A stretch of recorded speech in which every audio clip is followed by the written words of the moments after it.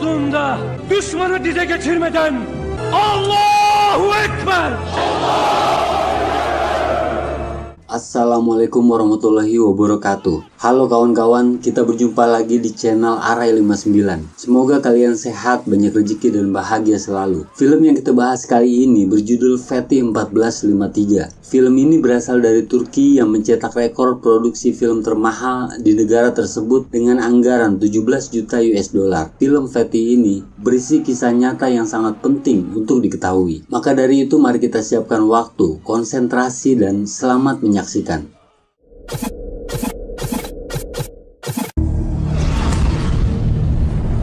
Diriwayatkan oleh Ahmad bin Hanbal Al-Musnad pada tahun 627 di Madinah. Rasulullah Shallallahu Alaihi Wasallam bersabda, kota Konstantinopel akan jatuh ke tangan Islam. Pemimpin yang menaklukkannya adalah sebaik-baik pemimpin, dan pasukan yang berada di bawah komandonya adalah sebaik-baik pasukan. Pemimpin tersebut menaklukkan Konstantinopel saat berumur 21 tahun. Dia diberi nama Mehmed, yang juga dikenal sebagai Muhammad Al-Fatih. Beliau memiliki ilmu bela diri yang lengkap, mumpuni dalam strategi dan menguasai 6 bahasa. Banyak terjadi keajaiban pada masa kelahirannya. Antara lain banyak kuda melahirkan anak kembar, hasil bercocok tanam yang berkualitas baik, bahkan cabang-cabang pohon melengkung karena buahnya yang melimpah. Di tahun yang sama terlihat komet yang diyakini sebuah tanda peristiwa besar akan terjadi. Lalu kita dibawa ke Edirne, ibu kota Utsmaniyah pada 29 Maret 1432. Kala itu Sultan Murad II sedang membaca Al-Quran. Lalu datang seorang ajudan mengabarkan bahwa Humahatun istri Sultan telah melahirkan seorang anak laki-laki yang sehat. Sultan lantas memberi nama anaknya itu Mehmed sebagai penghormatan untuk Nabi Muhammad SAW.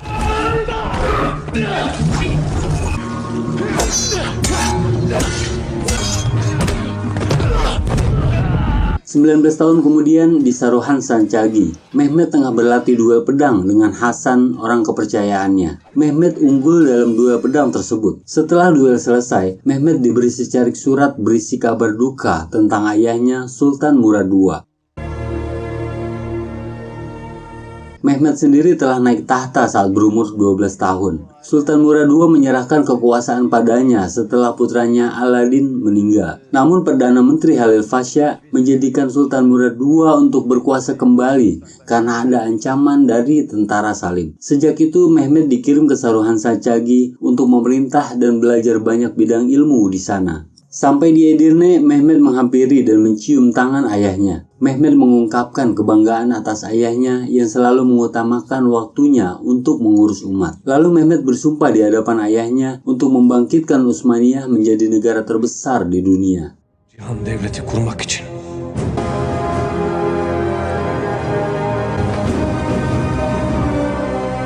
Secara otomatis kini Mehmed menjadi Sultan Utsmaniyah. Mehmed meminta para penasihat ayahnya untuk mendekat. Halil Fasha yang tidak enak hati pada Mehmed menjelaskan kronologi saat ia meminta Sultan Murad II kembali berkuasa. Saat itu Mehmed baru berusia 12 tahun. Fasha bersedia dihukum berat bila keputusannya saat itu dianggap kesalahan oleh Mehmed. Mehmed memaklumi keputusan Fasha demi kepentingan negara. Untuk itu Mehmed mengangkat Fasha kembali menjadi Perdana Menteri. Lalu kita beralih ke Konstantinopel, Istanbul. Seorang ajudan mengabarkan pada Kaisar bahwa Sultan Murad II telah wafat dan kini Sultan Mehmed telah naik tahta. Kaisar Konstantinopel Palaiologos bahagia mendengar hal tersebut. Grand Dük Notaras oğlunun da babası gibi şehrimizi Şehzade Mustafa'yı sultan ilan etmemiz bile yetmiş. Namun hal itu dianggap ancaman bagi Adipati Notares. Ia mengamati setiap gerakan Mehmed di Saruhan Sancagi. Menurutnya, Mehmed telah mempelajari senjata, bahasa dan agama Romawi untuk mencari kelemahan mereka. Lantas Kaisar Palaiologos mengirim ajudan ke Edirne untuk berdamai dengan Mehmed. Di Edirne, Hasan menemui seorang pandai besi langganannya. Lantas pandai besi itu memuji almarhum Sultan Murad II namun meragukan Mehmed. Sebagai kawan dan orang kepercayaan Mehmed, perkataannya membuat Hasan tersinggung. Ötesine karışmaz.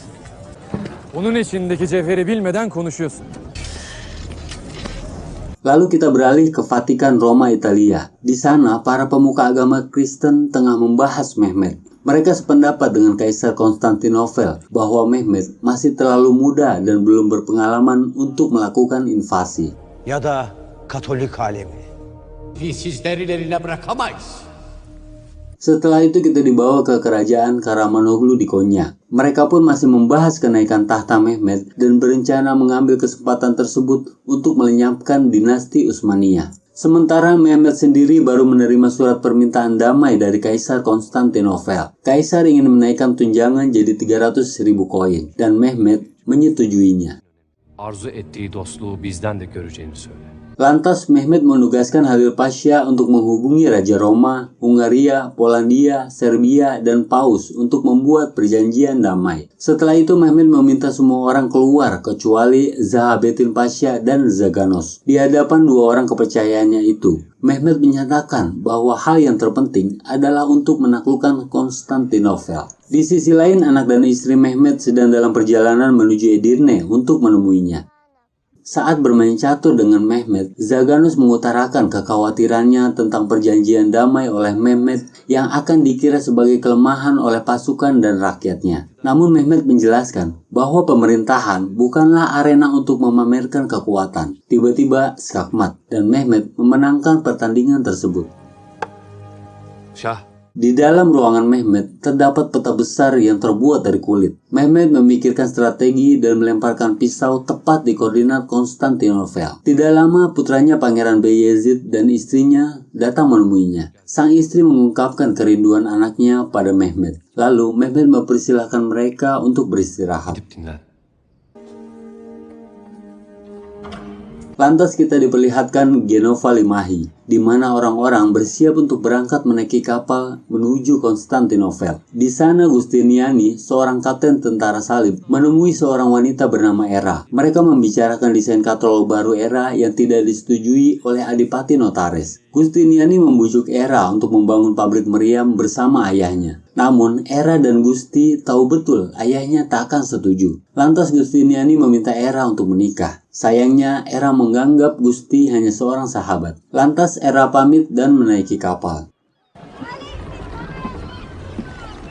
Esok harinya Mehmet memerintahkan dermaga Gallipoli untuk membuat 100 kapal dalam setahun. Lalu menugaskan Zahabetin untuk segera membuat pabrik dengan 3 buah cawan raksasa. Lantas Mehmet meminta laporan peralatan dan persenjataan Yanisari pada Halil Pasha. Pasha mempertanyakan tujuan persiapan besar tersebut. Mehmet menjawab bahwa itu untuk menyatukan kerajaan yang terpecah. Pasha mengkhawatirkan hal tersebut justru membuat kerajaan semakin terpecah belah. Lalu Mehmet menyatakan petuah leluhurnya bahwa menoreh sejarah tidak diperuntukkan untuk seorang pengecut. Korkaklara göre bir iş değildir. Selanjutnya di sebuah pasar, Hasan mendapat kabar dari selir Konstantin yang merupakan informan Utsmaniyah bahwa Konstantin mengundang Orhan untuk makan malam. Orhan adalah orang Turki yang mengabdi pada Konstantin. Dalam jamuan makan malam tersebut, Konstantin mendengar rumor bahwa Karamanoglu Ibrahim tengah bersiap untuk menyerang Utsmaniyah. Di hadapan Orhan, Konstantin dan para penasehatnya berbicara dengan sangat yakin bahwa Karamanoglu akan menang. Lantas Konstantin meminta Orhan untuk menulis surat pada Raja Karamanoglu bahwa Konstantin, Roma, Paus, dan Halil Pasha mendukung aksinya tersebut. Konstantin mengirim 2 pembawa pesan dengan rute berbeda untuk memastikan surat itu sampai di tangan Ibrahim. Selanjutnya salah satu rombongan pembawa pesan itu diserang Hasan dan rekannya. Hasan dengan mudah menghabisi rombongan tersebut dan mengambil surat yang dibawanya lalu memberikannya pada Mehmet.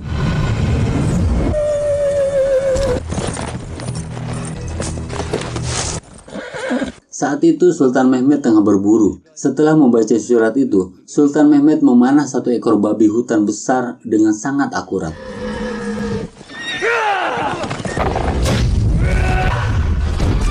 Di sisi lain, Karamanoglu Ibrahim memutuskan untuk mengirim surat damai karena melihat pasukan Mehmet yang sangat banyak. Permintaan damai itu dianggap sebuah trik oleh Zaganos. Namun, Halil Pasha berpendapat bahwa perdamaian adalah hal yang tepat dan akhirnya Sultan Mehmet mengikuti pendapat Halil Pasha. Lantas Sultan Mehmet memanggil Ibrahim untuk menghadapnya. Sultan Mehmet memperingatkan Ibrahim untuk menepati permintaan damainya tersebut, atau Sultan Mehmet akan membunuhnya dengan tangannya sendiri. Ibrahim mencium tangan Sultan Mehmet sebagai tanda untuk kesetiaannya. Selanjutnya, Halil Pasha menangkap seorang pembawa surat. Surat itu berisi kabar bahwa Konstantin akan membayar 2 kali lipat tunjangan untuk Orhan. Sultan Mehmed menganggap surat tersebut hanya trik dari Konstantin. Lalu, Sultan Mehmed mempertanyakan alasan Halil Pasha untuk berdamai dengan Karamanoglu Ibrahim. Bir şey gelmezdi. Budur senin dostluktan anladığın. Lantas Sultan Mehmed menunjukkan surat yang direbut oleh Hasan dari pembawa surat Konstantin. Dalam surat tersebut, Halil Pasha mendukung rencana penyerangan oleh Karamanoglu Ibrahim pada Sultan Mehmed. Halil Pasha bersumpah bahwa ia tidak tahu menahu tentang surat tersebut. Sultan Mehmed menyuruhnya untuk merahasiakan hal itu. Lalu Sultan Mehmed menghukum dan mengasingkan pasukan Yanisari dan komandannya untuk melepas pengaruh Halil Pasha. Halil Pasha semakin gundah atas penilaian Sultan Mehmed kepadanya.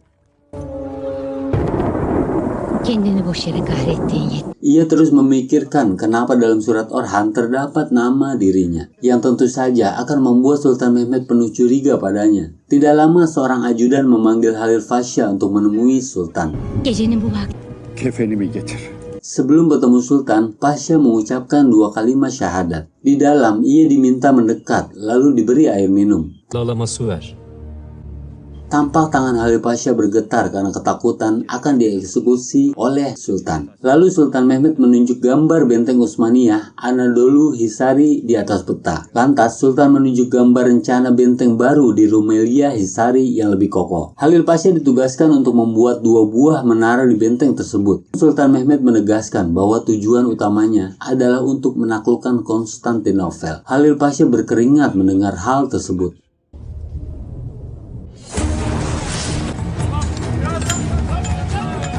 Pada April 1452, pembangunan benteng di Bukaskesen, Rumelia sedang berjalan. Pembangunan benteng di tempat itu memungkinkan pasukan Sultan Mehmed untuk mengontrol lalu lintas kapal di Selat Bosporus.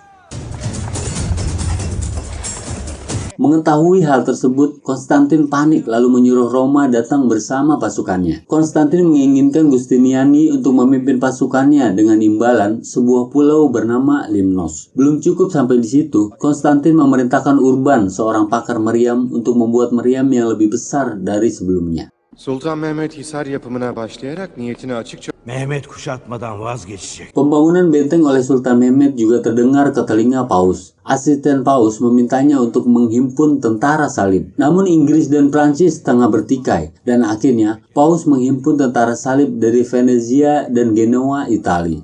Sultan Mehmed sendiri mempercepat pembangunan benteng yang normalnya rampung dalam 11 bulan menjadi hanya 5 bulan. Sementara Kaisar Konstantin Palaiologos menulis surat untuk Sultan Mehmed bahwa usahanya untuk mengepung Konstantinopel akan gagal seperti ayahnya. Jika Sultan tidak menghentikan pembangunan tersebut, Konstantin akan mengirim Orhan dan tentara salib ke Edirne untuk menggulingkan tahtanya. Türk'te bir Haçlı ordusu bulacaksın. Sultan Mehmed membaca surat tersebut, tetapi itu tidak membuat semangatnya melemah.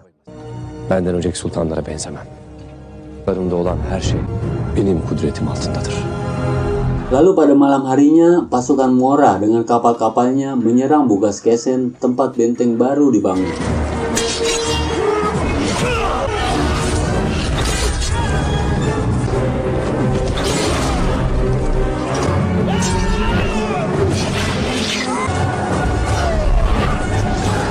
Namun prajurit Utsmaniyah berhasil mengalahkan mereka. Mengetahui hal tersebut, Konstantin tahu betul Sultan Mehmed tak akan berhenti membangun bentengnya. Untuk itu, ia mempercepat produksi meriam dan berencana membuat meriam yang lebih besar. O gün tahta bize sadık bir adamın çıkmasından daha kıymetli. Prajurit Konstantin segera menjemput Urban untuk menemui Adipati Notares.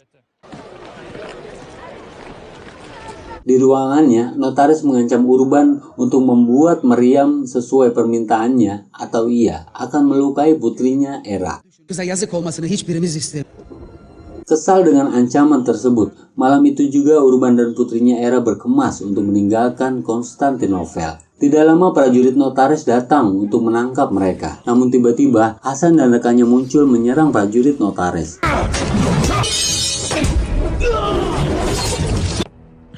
Setelah membantai 3 prajurit tersebut, Hasan mengundang Urban untuk menemui Sultan Mehmed. Konstantin mendapat kabar bahwa Urban diculik oleh prajurit Sultan Mehmed. Ia segera mendugaskan Notares untuk membunuh Urban bagaimanapun caranya. Aslında bize çok büyük bir iyilik yaptın. Di tepi sungai, Era berterima kasih kepada Hasan karena telah menolongnya. Ternyata Era memiliki kenangan pahit pada tentara salib dan Konstantin. Saat itu, para tentara salib dibantu tentara Konstantin membakar seluruh pemukiman muslim yang mereka lalui, tak terkecuali perkampungan Era dan ayah kandungnya. Lalu Era kecil ditemukan tentara salib tengah bersembunyi. Seluruh keluarganya dibantai, sementara Era kecil dijual sebagai budak di Konstantinopel.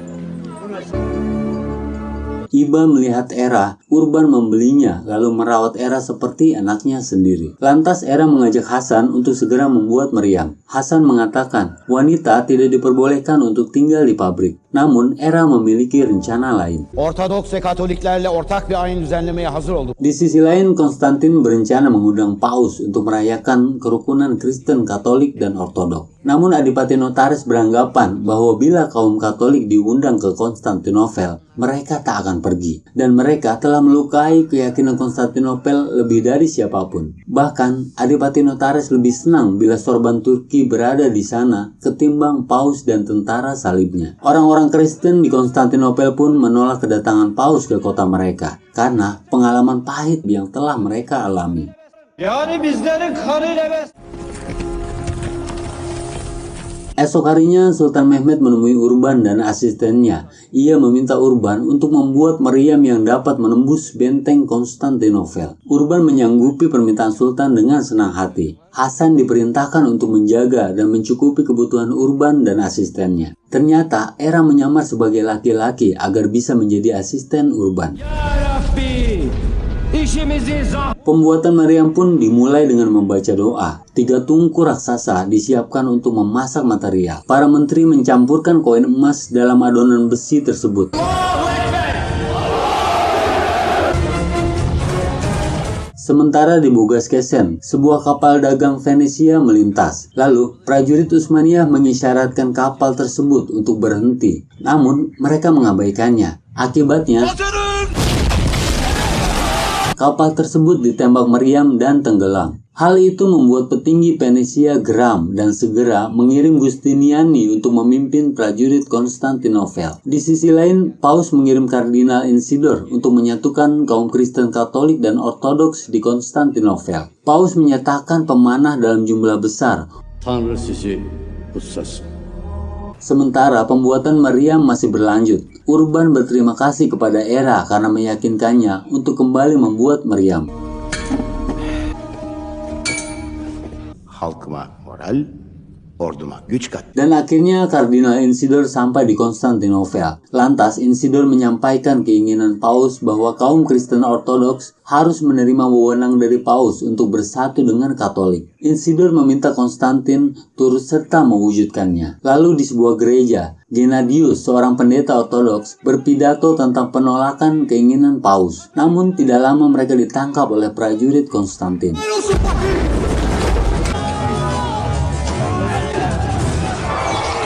Halil Pasha menginformasikan perkembangan kekuatan Konstantinopel. Namun ternyata Sultan Mehmed sudah mengetahui dan memperhitungkan dengan matang tindakan yang akan dilakukannya. Lalu Sultan memerintahkan Zaganos untuk menghubungi Gennadius. Sultan memberikan kebebasan beragama tanpa ada tekanan dari pihak Katolik. Selanjutnya, di pabrik meriam, Era dan Urban sedang memperdebatkan campuran material. Saat itu, ada seorang pekerja yang dicurigai Hasan sebagai mata-mata.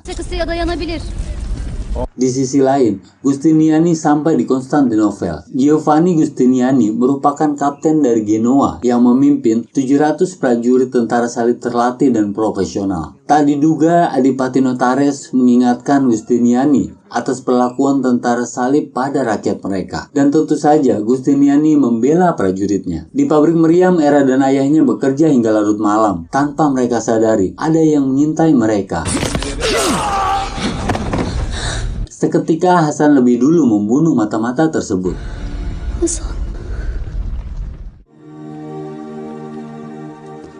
Sementara, Giustiniani mendatangi rumah Urban untuk menemui Era. Namun yang tersisa hanya barang-barang berantakan yang telah ditinggalkan. Selanjutnya di pabrik meriam, 3 adonan dalam tungku raksasa dialirkan ke cetakan. Sementara Sultan Mehmed telah menandatangani perjanjian damai dengan Raja Hungaria, Serbia, Polandia, dan Georgia. Pada malam harinya, Sultan Mehmed menulis puisi. Seperti mimpiku untuk menyatu dengan cintaku. Apa yang lebih alami daripada air mataku yang menjadi lautan? Kau tak boleh membawa cintamu ke rumah kesedihan. Dialah cintaku, tak peduli seberapa kuat kewenangan yang kau miliki.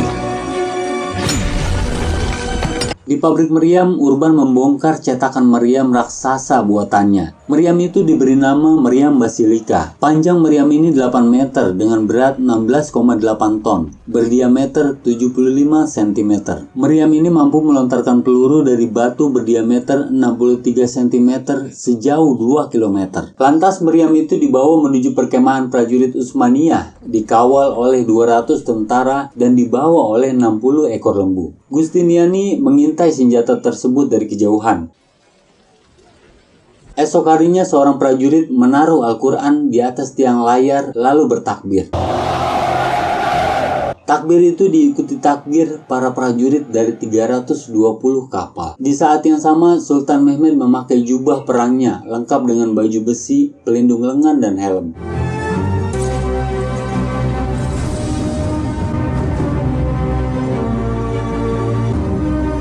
Sultan melihat anaknya Bayezid tampak memperhatikannya. Lantas ia memanggilnya. Bayez.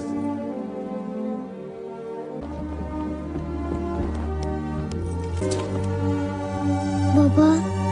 Sultan mengantarkan Bayezid kembali kepada ibunya. Lalu Sultan memberikan puisi yang telah ditulis kepada istrinya. Setelah itu Sultan pamit.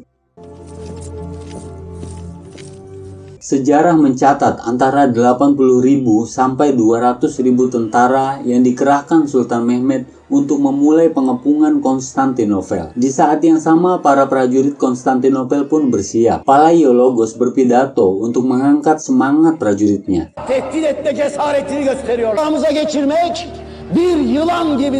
Sementara para pendeta mencipratkan air ke tembok Konstantinopel. Yeryüzünde Aziz Theodor'a layık savaşçılar olacak. Di saat yang sama, sebuah rantai yang sangat besar ditarik oleh 12 orang kekar. Rantai itu menjadi blokade kapal perang Utsmaniyah menuju tanduk emas atau Golden Horn. Setelah berpidato, Palaiologos menugaskan Komandan Contarini di gerbang Kresa, John of Germania di gerbang Kaligaria, dan Giustiniani di gerbang Romanos bersama pasukannya dan pemanah dari Paus. Gerbang Romanos merupakan titik terlemah tembok Konstantinopel. Emredersiniz efendim. Bertepatan pada hari Paskah 1 April 1453, tentara Utsmaniyah telah berkemah di depan tembok Konstantinopel. Dalam tendanya, Sultan Mehmed menugaskan Karaca Pasha untuk mengepung gerbang Karisius hingga ke Aypansaray. Sahabetin Pasha diposisikan di istana Tekfur hingga ke Egrikavi. Sulaiman Pasha ditugaskan untuk membawa armada laut memasuki Golden Horn yang merupakan titik tembok terlemah. Zaganos ditugaskan mempertahankan Bukit Galata dan Hasan diperintahkan untuk memimpin pasukan veteran Utsmaniyah. Malam itu Sultan belum memerintahkan penyerangan untuk menghormati hari penting umat Kristen. Ne yapacağız efendim? Oturup bir köşeye Papa'nın emrine girmekten iyidir. Lalu pada hari Jumat 6 April 1453, Palaiologos berunding dengan Sultan Mehmed. Dalam perundingan itu, Palaiologos mengingatkan Sultan Mehmed bahwa tak ada yang bisa menembus temboknya termasuk Sultan Murad II. Sultan Mehmed berkata bahwa ia akan mengakhirinya. Sultan Mehmed menjamin keselamatan nyawa dan harta penduduk Konstantinopel bila Palaiologos menyerah. Dan tentu saja, Palaiologos menolak, lalu perundingan pun berakhir. Kur'an'ın hükmüne uyduk.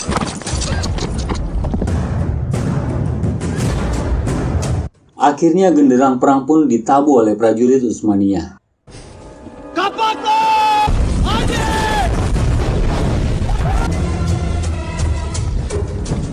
Kalkanlar!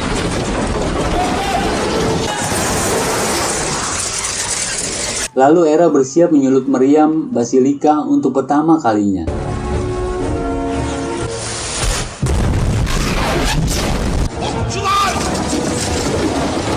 Pemanah Konstantin disiapkan untuk balasan. Giustiniani segera memerintahkan prajurit untuk menutup lubang tersebut. Kapatın şu deliği, hadi!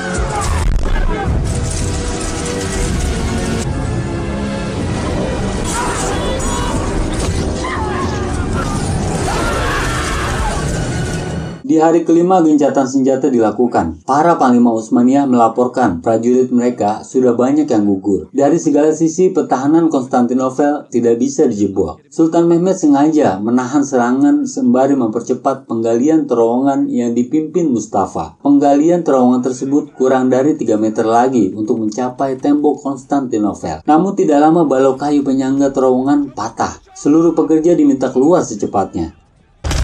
Çabuk boşaltın! Namun, Salim dan rombongannya terjebak reruntuhan di dalam terowongan. Pasukan Salim berhasil mendeteksi terowongan tersebut. Salim memerintahkan timnya untuk menggali lebih cepat. Sementara, Mustafa dan timnya menggali reruntuhan untuk mengeluarkan Salim dan timnya. Giustiniani menugaskan tentara Salim untuk menemukan terowongan tersebut. Çok yaklaştılar. Salim meminta Mustafa untuk meninggalkannya. Salim berkali-kali meminta Mustafa untuk pergi, dan akhirnya Mustafa pergi. Lantas Salim memegang pundak para timnya, lalu membongkar tong mesiu. Para penggali mengucapkan syahadat, lalu mereka bertakbir 3 kali. Boşuna ölmüş. Allahu Ekber! Allahu Ekber! Terowongan itu pun hancur. Sultan Mehmed sangat menyesalkan kejadian tersebut. Di hari ke-12 gencatan senjata, Sultan Mehmed memerintahkan Hasan untuk menyerang menggunakan menara. Sizde.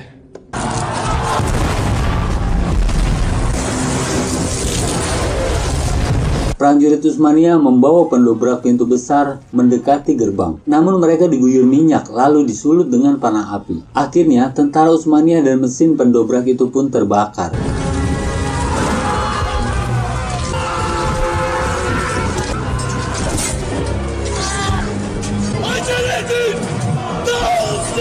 Pasukan Utsmaniyah membalasnya dengan menghujani panah api ke atap tembok.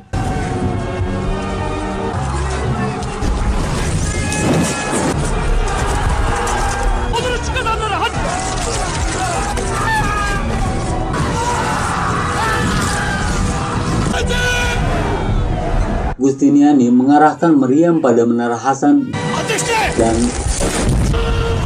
malam itu para tentara Utsmaniyah yang gugur dikubur secara massal dalam 2 kuburan panjang.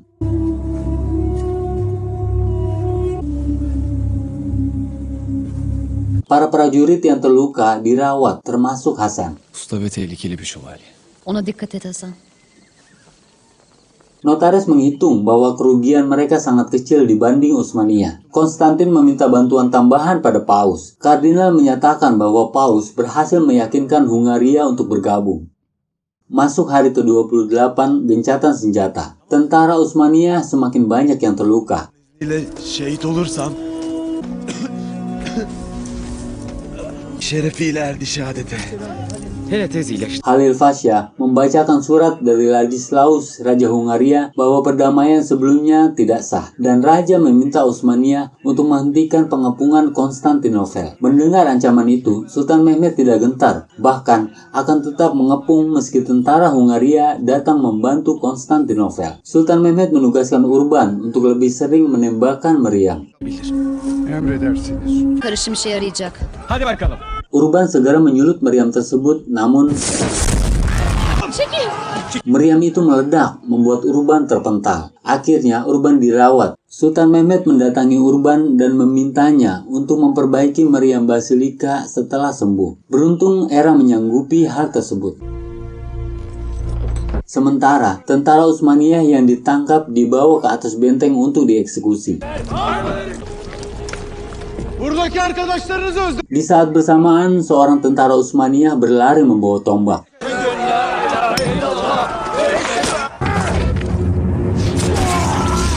Sultan dan rombongan memantau pantai. Di sana, beberapa kapal perang Utsmaniyah hangus terbakar.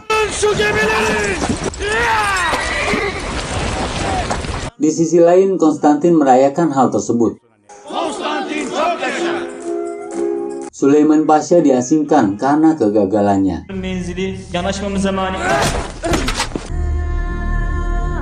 Tidak mendapati kemajuan dalam pengepungan tersebut membuat tentara Utsmaniyah putus asa. Sultan Mehmed lantas memutuskan tasbih peninggalan ayahnya lalu menginjak-injaknya.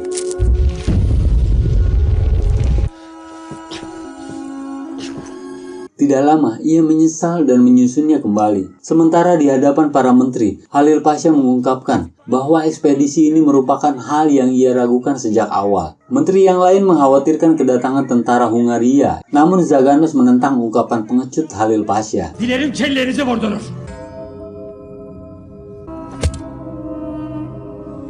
Salah seorang komandan menghasut untuk mundur. Dağdan çıkmıyor. Gözü kör olmuş. Ne yaparsak yap. Hasan segera menghentikan pengkhianat tersebut dan menyadarkan pasukan Utsmaniyah. Sultanımızın ekmeğini niye yiyorsunuz? Pengkhianat itu kembali berbicara dan Nasıl o da sensin? Hasan membunuhnya lalu menyuruh para prajurit untuk bubar. Tidak lama para penasehat meminta Syekh Agung untuk datang. Mereka menceritakan bahwa Sultan telah mengurung diri selama 2 hari tanpa berbicara. Lantas Syekh Agung menemui Sultan Mehmet dan memotivasinya untuk bersabar atas kegagalannya tersebut. Amacını, hayalini hep diri tutar.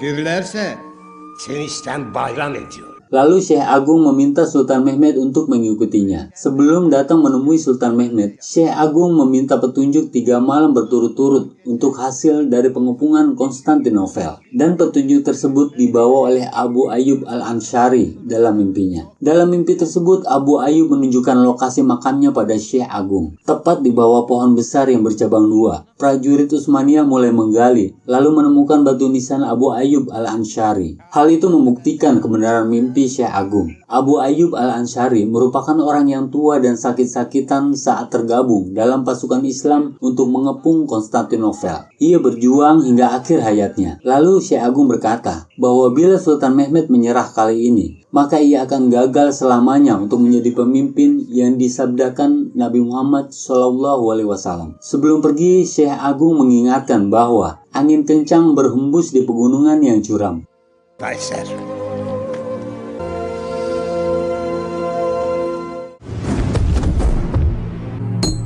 Pada malam harinya, armada laut membariskan gelondongan kayu dilapisi minyak sebagai rel untuk menggerakkan kapal. Armada laut Utsmaniyah sekuat tenaga memindahkan kapal melewati bukit untuk menghindari blokade rantai menuju Tanduk Emas. Lalu salah satu tambang terputus dan kapal bergerak menggiling kaki para prajurit hingga putus seketika.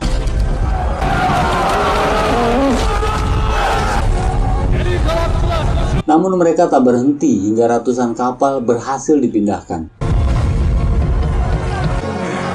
Kabar itu menyebar di Konstantinopel hingga membuat para warga dan tentara panik. Sementara, tentara Hungaria yang dinanti-nantikan Konstantin belum juga tiba. Konstantin segera memerintahkan Justiniani untuk mengirim bala bantuan menuju Tanduk Emas. Diyorsa yapmasını söyle.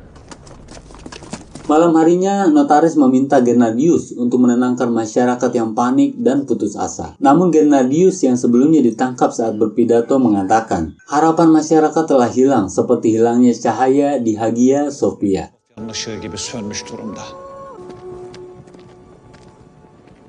Di sisi lain, Sultan Mehmet mengumpulkan seluruh prajuritnya. Ia menyampaikan bahwa nenek moyang mereka telah menaklukkan banyak kota dan daerah yang kuat. Dan kali ini, hari ini, mereka harus membuktikan bahwa mereka tidak kalah dari para nenek moyangnya.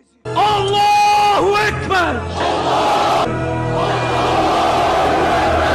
Malam itu Era menemui Hasan. Hasan berkata bahwa mereka akan meraih kemenangan besok. Lalu Era memanggil Hasan dan melambaikan tangan tanda perpisahan. Seolah itu adalah pertemuan mereka yang terakhir. Hasan.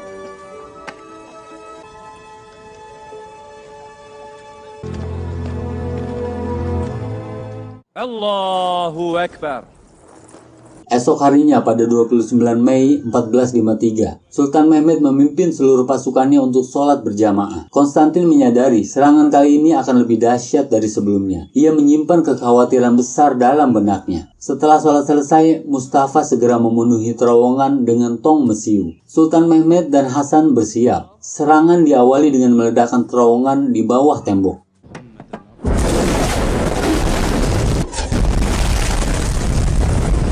Pasukan Sultan Mehmet berhasil memasuki Konstantinopel lewat benteng Romano.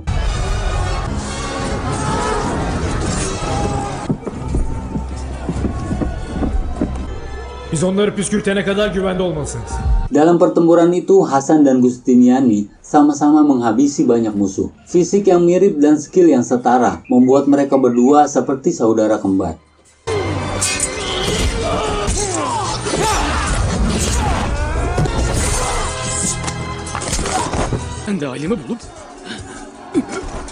Di tengah pertempuran, Hasan memanggil Husain untuk menaikkan bendera ke menara. Namun dalam perjalanan, Husain tertombak dan gugur.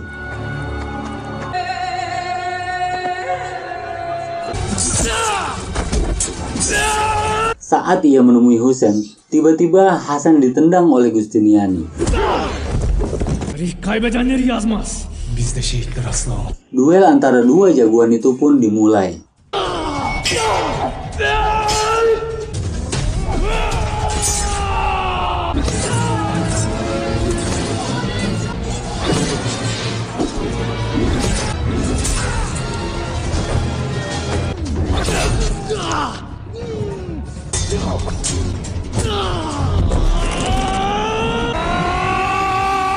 Duel tersebut sangat alot, keduanya sama-sama tangguh dan sulit dikalahkan.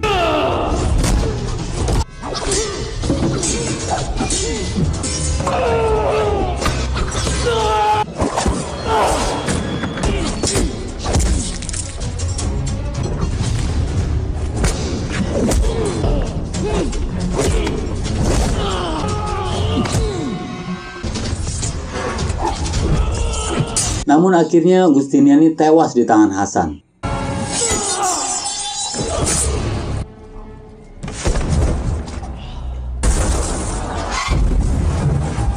Di sisi lain, warga Konstantinopel diminta masuk ke Hagia Sophia untuk mengamankan diri. Notaris meminta Konstantin untuk segera meninggalkan Konstantinopel. Namun, Konstantin ingin bertempur hingga titik darah penghabisan. Sementara di atas menara, Hasan menjadi target panah tentara salib.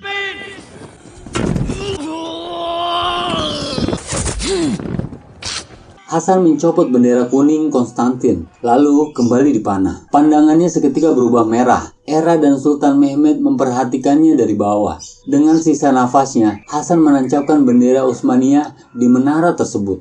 Hasan terus memegangi bendera itu hingga detik terakhir di jantungnya.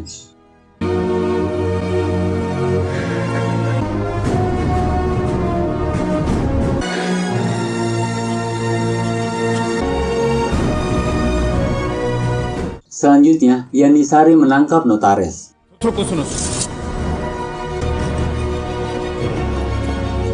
Lalu Sultan Mehmed disambut saat memasuki gerbang Konstantinopel. Sementara Kaisar Konstantin telah menjadi mayat tanpa kepala. Sultan melanjutkan perjalanan menuju Hagia Sophia.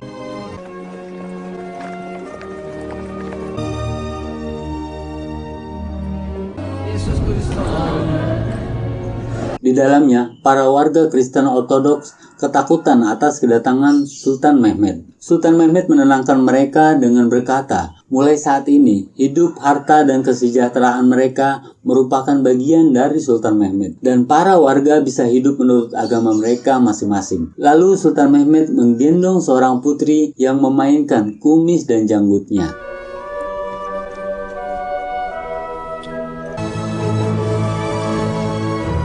Lalu cerita ini pun berakhir. Mengutip petuah dari leluhur Sultan Mehmed bahwa menoreh sejarah tidak diperuntukkan untuk seorang pengecut. Agar kita dapat menoreh sejarah, kita harus berani mewujudkan apa yang kita cita-citakan. Untuk itu, terima kasih telah menonton. Jangan lupa subscribe, tetap semangat kawan, dan wassalam.